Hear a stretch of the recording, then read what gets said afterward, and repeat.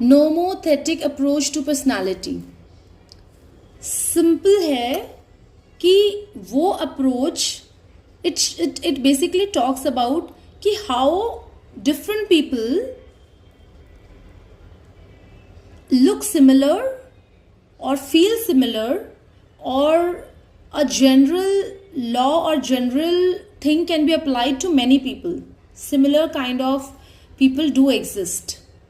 So जब हम uniqueness ढूंढते हैं, it is the different concept, it is the concept of uniqueness. Opposite of it is concept of generalization, which is nomothetic approach. So this is question number 18 of paper 3 and section C, जिसका answer आपको 50 to 60 words में लिखना है।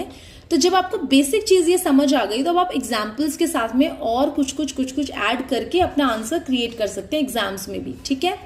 जैसे कि हम example लेते हैं ओशियन, बिग 5 पर्सनालिटी टेस्ट में ओशियन है ना, तो उसमें हम क्या कर रहे हैं कि आपको अगर हम एक टेस्ट कंडक्ट करा रहे हैं तो हम ये कह रहे हैं कि यही क्वालिटीज होती हैं जनरली सब में, इन्हीं में से एक होता है, या तो वो ओपन होगा या फिर वो नहीं होगा, या तो वो इंट्रोवर्ट होगा या वो एक्सट्रोवर्ट होगा। So this is how we are categorising, और इस तरीके से जब हम पढ़ते तो हम कहते हैं nomothetic approach. Okay, example, imagine a student says I get angry easily and can't stay calm in pressure. Using a nomothetic taste like big 5, you might find the students score high in neuroticism.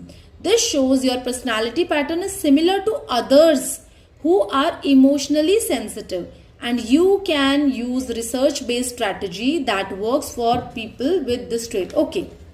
Conclusion में I have also written कि इसका हमें फायदा क्या है।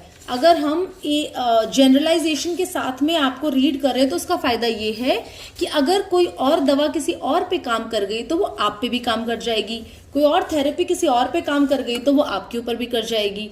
तो जैसे हम फीवर को भी जनरलाइज कर देते हैं कि अगर ऐसा सिम्टम आया है तो ये डेंगू होगा या फिर ये मलेरिया होगा, और फिर हम उसकी दवाई देते हैं।